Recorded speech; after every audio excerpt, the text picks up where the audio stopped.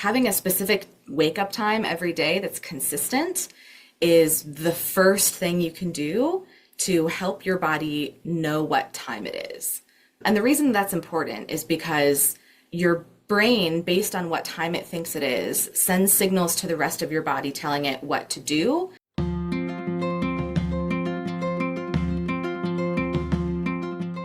You're listening to episode 64, How to Sleep Better with Anxiety, with Savannah Hipes. Hi, thanks so much for having me here. I'm excited. Yeah, I'm excited to have you. I've wanted to have you on for a long time, Savannah, but we've just backed up with a lot of people interested in being on the podcast. So grateful that you're willing to come on and excited to have you on now, especially to talk about sleep, because that can have a huge impact on individual mental health. And then, of course, I know even with my own husband, if I'm lacking sleep, I'm very cranky. So then it can impact our relationship too. But maybe we can start off and you could just tell us a little bit about you and your experience working around sleep. Yeah, sure. So, hello, friends, everyone listening. Thanks for joining us. I'm Savannah Hipes. I'm a licensed clinical social worker and sleep and anxiety therapist. And I specialize in working with highly driven, sleep-deprived professionals who feel exhausted, on edge, and just ready to sleep through the night. I primarily work with adults, and I have a history in working with veterans with Liz. We work together at the VA in Pensacola, which is actually where I got my start with sleep. I've always been interested in sleep. I'm a very vivid dreamer. So even when I was young, I was kind of researching, like, what is this about? What is this whole sleep process? And then with Liz at the VA, there was just a fantastic postgrad fellowship program that I had the amazing opportunity to participate in. And I got to specialize in learning how sleep impacts veterans and impacts civilians, and learning how to help people work through the experience of insomnia. Yeah, great. And you have a private practice now, right? Yeah, so I am licensed in Florida, New York, and New Jersey. I am based in Orlando, Florida, so you can see me in person there, and I do virtual across the other states. All right, great. Yeah, and I think it's so rare to find people who are really specializing in sleep and like how sleep and anxiety go together. You and I were talking a little bit before we started about how like PTSD and trauma and how that hmm goes with sleep. Of course, there are tons of therapists that focus on anxiety and trauma and PTSD, but to have the sleep component is really a unique specialty that you have. Yeah, that's something that I see come up as a problem a lot, that people will come to me and say, I've been working on my anxiety for ages and I still can't sleep. Or they'll say, I've been talking to my doctor about this for decades and I've been taking all these medications and I got my sleep study done and blah, blah, blah, and I'm still not sleeping. And there's just not a huge overlap of the people who have training on both ends and can integrate that. Yeah, great. So you're going to give us the rundown of what we need to do to sleep better, which is exciting. Absolutely. So maybe we could first start with like what are some of the common sleep symptoms or sleep problems that people might be experiencing if they have anxiety or PTSD? What might they be noticing that would help them know like, oh, something's off hmm with my sleep? You'll feel tired during the day, which is like maybe a first sign that you should be questioning what's going on. And then you'll start to have awakenings during the night. And this can look different for everyone. So for some people, they're waking up in the middle of the night and they're awake for a long time, maybe a couple of hours, and they're feeling really frustrated about not being able to fall back asleep. And they maybe even experience some symptoms of panic in the middle of the night. Like they wake with their heart racing and their mind is like churning and they can't slow down and have their body calm down enough to get back to sleep. Or sometimes they might experience like once they're asleep, but it takes hours to fall asleep. And something to note too is that if you start noticing feeling anxious, like feeling kind of tight or jittery in your body or having thoughts about sleep as it just starts to get dark out, if you're anticipating, oh, I don't know how tonight's going to go. Oh, I hope I sleep tonight. If those thoughts are coming to your mind in the evening, that's a good cue that this has been going on long enough that it needs someone to take a look at it. Yeah. Oh, yeah. I was just thinking about someone who I was talking to recently who told me that they really couldn't sleep at night. Like they didn't even get tired until 5 or 6 in the morning. Uh-huh. So what's crazy about this, you're making my brain churn, is Yeah. that with sleep, there are so many different issues with sleep that come up. So there's insomnia, which is trouble falling or staying asleep. But then there's also other conditions, and especially with both active service members and veterans, there can be circadian rhythm issues where maybe they've worked on a shift schedule or a really inconsistent work schedule for a long time, and their body doesn't know when to get tired, so it gets tired at all the wrong times. And if they're not getting tired until 5 or 6 a.m., it's very possible they're experiencing a circadian rhythm disorder. So interesting. Yeah. So I'm hearing these are all good signs to maybe talk to somebody who really specializes in sleep because it could be something as simple as we just need to get you more sleep, but it could be something much more intense, like a whole circadian rhythm disorder where your body doesn't even know when to sleep. Yeah, I think an issue for a lot of people, and I've heard this over and over again, is that they just assume, oh, I'm stressed, or it's fine if I'm not sleeping. Like it just doesn't feel like a big problem to them. And if you have the energy you need during the day and you're not experiencing deficits, then great. But many people, and I would guess that especially active duty service members, hesitate to acknowledge their own troubles or weaknesses. And so if they're not sleeping well and it is causing some daytime dysfunction, they might be hesitant to acknowledge that. And that can be a really big issue. There are ways that we can treat this that don't take too long and are really effective, but you could experience a lot of dysfunction and long-term damage over time if you ignore it. So that's just something I thought of while you were talking that, oh, there's just this idea that, oh, it's not, I'll sleep when I'm dead, or like maybe Yeah. when I get back from deployment, or maybe when something changes, I think it's going to change. And how long have you told yourself that, though? Yes. And something you said really stood out to me. If I ignore the problem, it grows and it gets bigger and it becomes a bigger problem down the road. Uh, Hmm. you didn't quite word it that way, but that was the gist of what I was hearing. And I was like, oh, that's so much stuff in life that, Hmm. that it's the sooner you can get assistance with it, the better. Yeah, absolutely. Especially, I think, when we're talking about service members, the rates of insomnia, for example, in the general population are like 10%, but in active duty service members, that doubles. And then with veterans, that quadruples. Oh, So they really are experiencing this way more than us as providers might think when we're just seeing civilians. And it's a huge contributor to long-term mood disorders, suicidality, cardiac problems, early death, dementia, like all the, there's a lot yeah. that can happen when you deprive yourself of sleep for a long time. And that's often, I think, what sometimes the job requires of you in the military. And we don't really acknowledge that there's some ways that that's going to bite us later if we don't pay attention to it and make some adjustments when we discover that it's an ongoing issue. As you're talking about that, I'm also starting to think about the ripple effect. So maybe this is the ripple effect for the individual. Mood disorders, increased suicide thoughts, all of the stuff you just mentioned. But then I'm thinking for the military family. If my partner or and my service member is not getting enough sleep, is tired all the time, they're going to be I'm grouchy. I'm grouchy if I'm tired. I'm also really grouchy if I'm hungry, but it impacts my partner when I'm in that space.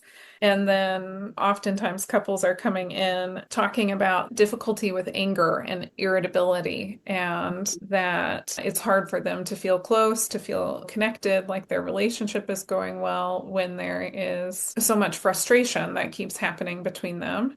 And sometimes the frustration isn't even necessarily about their dynamic or them having conflict. I'm thinking a lot of times it's because I'm snappy when I'm sleep deprived. Or again, in my case, if I'm hungry, I can be Uh-huh. very intense, but then it can start the conflict between Hmm. because I'm deprived of basic needs or the Absolutely. is.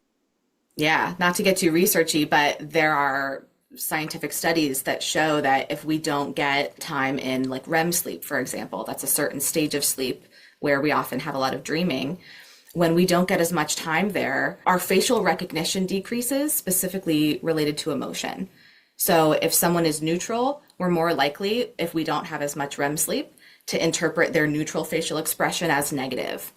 Versus if we get the REM sleep we need, we might be more likely to interpret it as positive. That's really significant, Savannah. I did not know that. And wow. Because I'm just thinking like somebody's just, I don't know, doing whatever they're doing, emptying the dishwasher. And if you're interpreting their face as like a negative emotion just because you don't have enough sleep, then of course, if my partner looked like he had a negative emotion on his face while he was emptying the dishwasher, I'm going to be annoyed. You know? I'm going to be like, why are you upset? Why aren't you talking to me about it? Are you mad at me? And it'll start a whole thing. Mhm. So I'm thinking that the solution maybe then is to improve your sleep. And Yeah. if you have some tips for how people can improve their sleep. Definitely. So the first thing that I always tell people to start with is solidifying your schedule, which I know can be really difficult depending on, the job or the deployment you're on or what your situation is. But having a specific wake up time every day that's consistent is the first thing you can do to help your body know what time it is. And the reason that's important is because your brain, based on what time it thinks it is, sends signals to the rest of your body telling it what to do, telling it what to feel when to feel hungry, when to feel alert, when to feel sleepy. It sends out all your different hormones and chemicals at different times, and it's really fine-tuned at doing this. But it can get confused if your brain doesn't know what time it is. And our brains only know what time it is based on the light exposure that we get and the routine activities that we do throughout the day. So if some days you wake up at 6 a.m. and you get light exposure at that time, and then other days you don't get up and expose yourself to light until 8 or 9, you're giving your body inconsistent signals, and it's less confident as to when it's going to send you the signal in the daytime to be alert, and it's less confident about when it's going to tell you to start getting sleepy. Okay, so I'm hearing as much as possible having a schedule and Hmm. making sure that it's at the same time every day. Yeah, which can be tough when weeks are different, or if you have a rotating work schedule, that can be really difficult.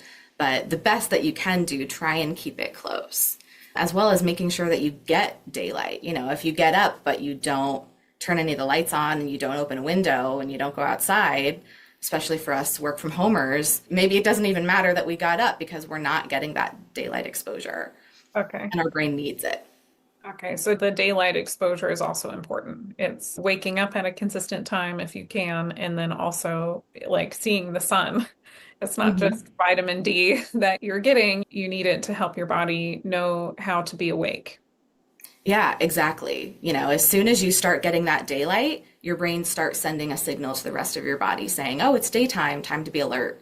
And that signal grows throughout the whole day. And then once it's getting dark out, it starts weaning off that signal, which is what helps your body to know, okay, we're going to get sleepy soon. Great. And I'm thinking, do you have any tips for people who are maybe on a shift schedule that can help them if they can't always be so consistent?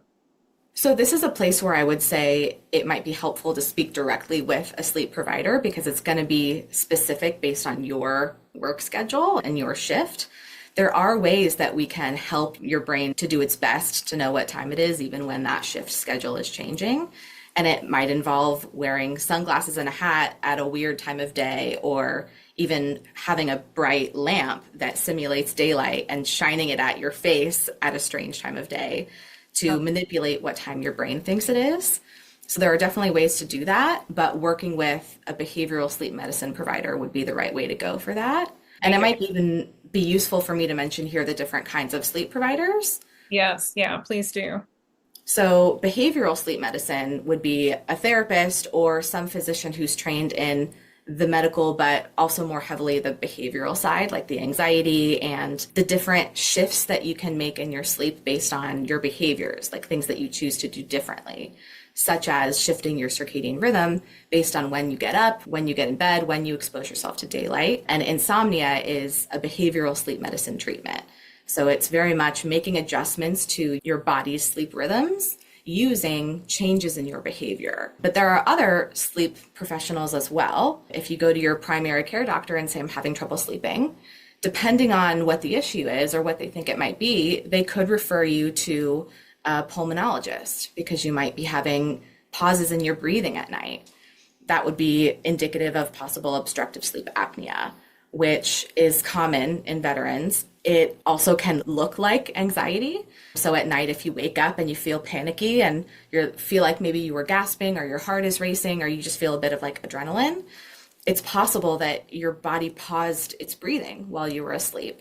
And in order to get you breathing again, it has to like give you a little bit of adrenaline to wake you up so that your breathing will restart.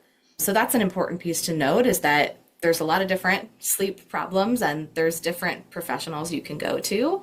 So you might go to a pulmonologist for that, or you might go to a psychiatrist if it's a chemical change. There's a medication that's getting disrupted in your system that's causing an issue.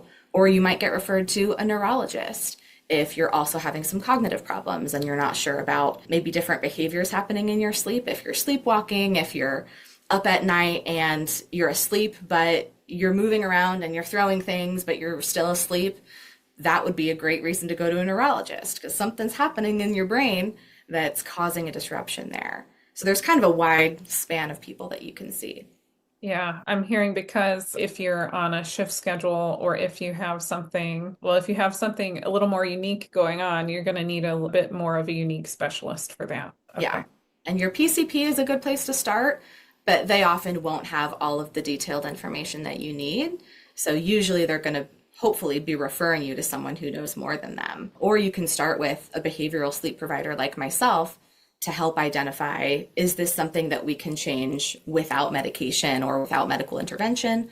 Or is this something that, no, we need to go to the neurologist first and rule out some of that other stuff? So maybe we can talk more about like if it's not so unique, like maybe like I know that I have anxiety or I know that I have PTSD or I know I just don't have good sleeping habits. Mhm. Like, what are some things that somebody could do to help them improve their sleep if they know that it's anxiety related or behavioral related? Yeah. Something that's specifically anxiety related that I do with a lot of people is tactical breathing and progressive muscle relaxation. So these are methods that help your body switch from, I always confuse these two words, is sympathetic nervous system, the activating one. They help you switch from the sympathetic nervous system to the parasympathetic nervous system. Basically, you're switching from being really active and your body like being prepared to fight off an attacker or go get something done or do lots of thinking. You're switching into a restful state where your body is decreasing muscle tension, lowering your heart rate, lowering your blood pressure, just moving into physical rest. And the way we do that, progressive muscle relaxation is my favorite. We actually tense your muscles really tight, like we activate the muscles, and then we release them.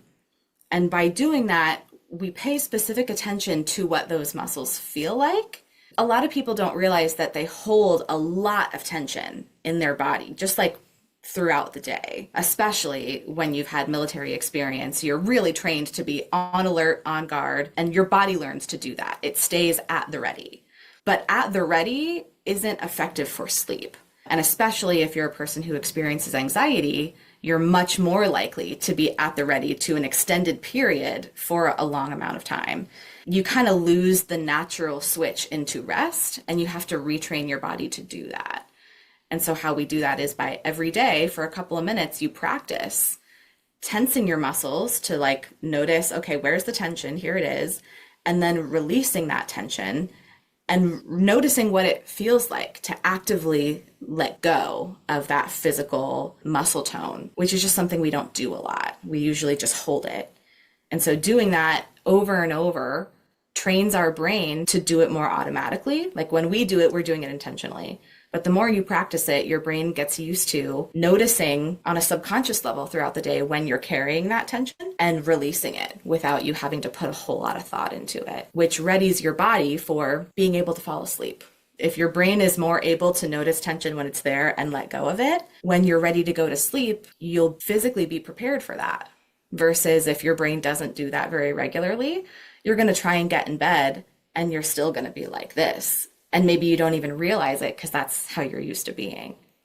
I'm hearing this is a specific activity, exercise that you can do, but I'm also thinking that it's sort of building awareness, like building awareness of when is my body activated and more tense. And as you practice that, you'd be more aware of like if during the day, if my shoulders are tight, or if that was the case before going to bed. And then you could do something like that to relax again.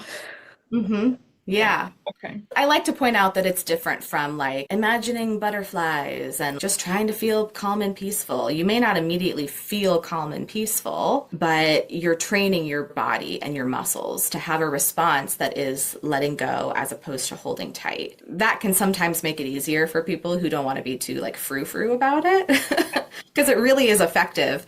And research shows it changes your heart functioning. It lowers your blood pressure. It lowers your core body temperature, things that we wouldn't think are voluntary. And yet when we do this voluntary activity, that's the result. So cool. Yeah. Okay, well, I'm just thinking we have a lot of couples or like military spouses who might also be listening to this podcast, and they might be noticing some of the things that you've talked about. Like if the service member is not aware, or maybe they are aware and they're not really thinking it's a big deal, but the spouse might be thinking it's a big deal.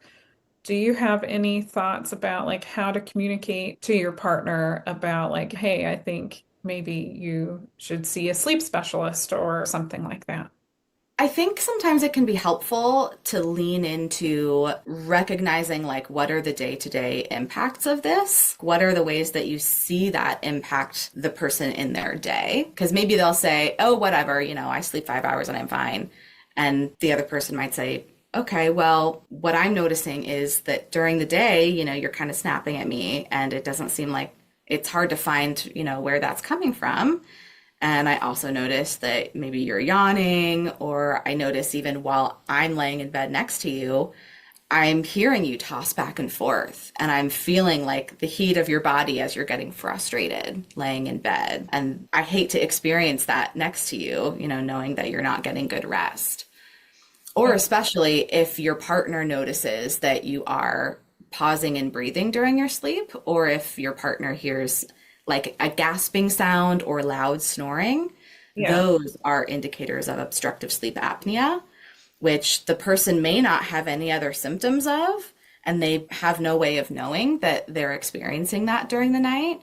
But it causes a lot of daytime sleepiness, and it significantly increases like car accident risk and other kinds of dangers related to your daytime activity because your brain is getting way less sleep than you think it is because it has to like jolt you awake every now and then to restart your breathing. So maybe just mentioning those things and saying, I'm concerned. There are people that know about this. This isn't like a I have to live with this forever type of thing. The things that I heard you do when you were maybe giving that example there is you were pointing out very factual things, like I'm noticing yawning or snappiness or gasping or something. Like Mhm. so point out a factual thing versus stating something like you have a problem. You should Yeah.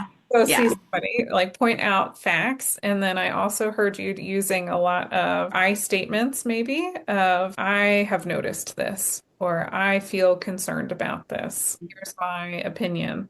Where it's a lot of, I'm talking about me also in that as ways maybe to make the conversation a little bit easier to have.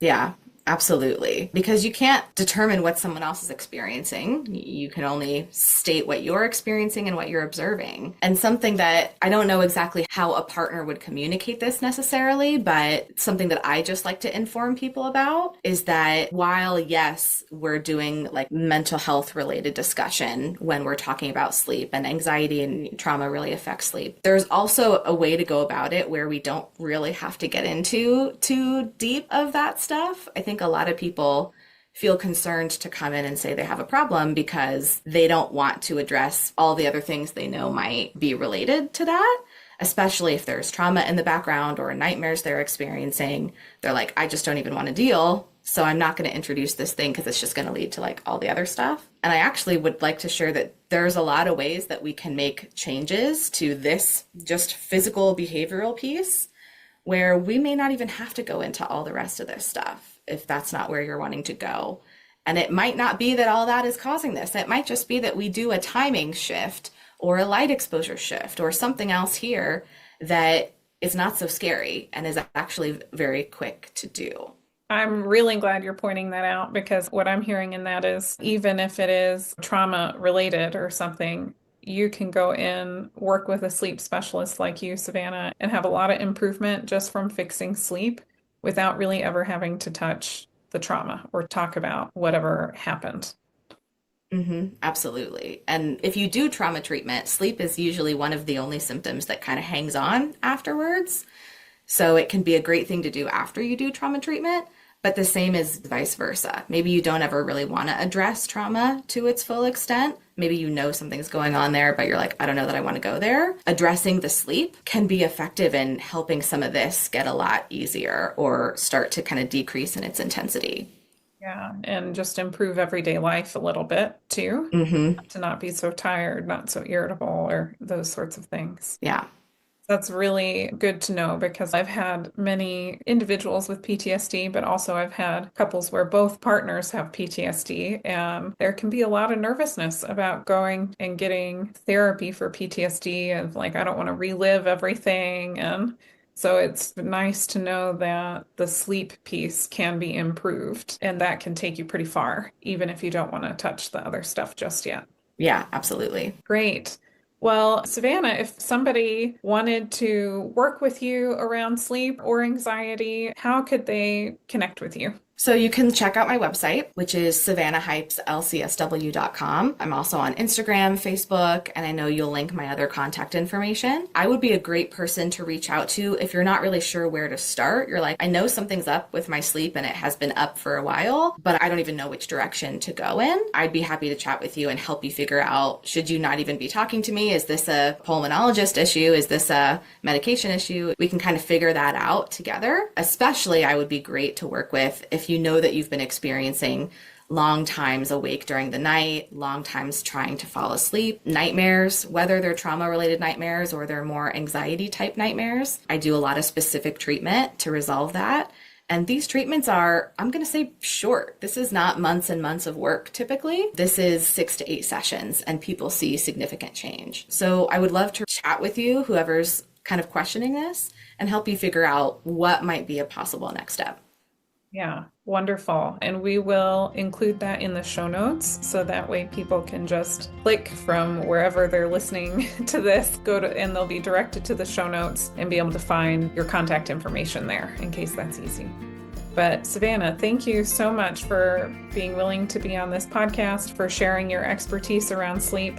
I think that this can be really helpful for a lot of people and give people ways to get started to improve their sleep. Me too. Thanks so much for having me. While I am a therapist, this podcast is for educational purposes only and is not considered therapy. And it should also not be a replacement for therapy. If you think you need a professional of any kind, you should definitely go find one. Until next time.